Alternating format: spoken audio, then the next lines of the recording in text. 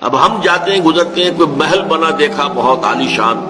تو ایک دفعہ تو ہمارے اعصاب کے اندر جو ہے تھر تھراہٹ پیدا ہو جاتی ہے نا، یہ کتنے خوش نصیب لوگ ہیں، کیسے کیسی کوٹھیاں، کیسے کیسے محل ان کو نصیب ہے۔ اگر ایمان ہو تو کچھ نہیں ہوگا، کوئی اثرات آپ پر نہیں ہوگا، کیونکہ دنیا میں حقیقت ہے، اس کی کوئی حقیقت ہی نہیں۔ حضور نے فرمایا کہ اگر دنیا و مافیہا کی وقت اللہ کی نگاہ میں ایک مچھر کے پر جتنی بھی ہوتی،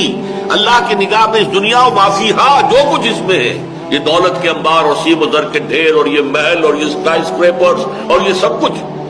ان سب کے سمیت ان کی اگر اللہ کی نگاہ میں وقت ایک مچھر کے پر کے برابر بھی ہوتی تو کسی کافر کو یہاں سے ایک گھونٹ پانی بھی نہ دیتا۔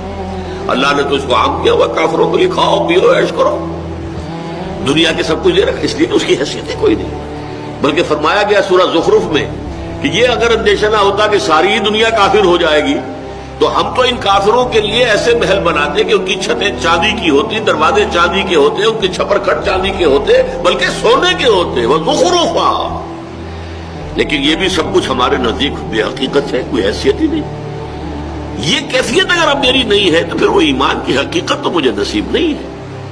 معلوم ہے کہ میرے فکر و نظر کے اوپر غلبہ تو یہی ہے کہ اصل اہمیت اس دنیا کی ہے، مال و دولت کی ہے، یہاں کے محلات کی ہے، یہاں کی آسائشوں کی ہے، یہاں کے عیش کی ہے۔ اگر یہ ہے حیثیت تو پھر ایمان بالآخرت کہاں ہے؟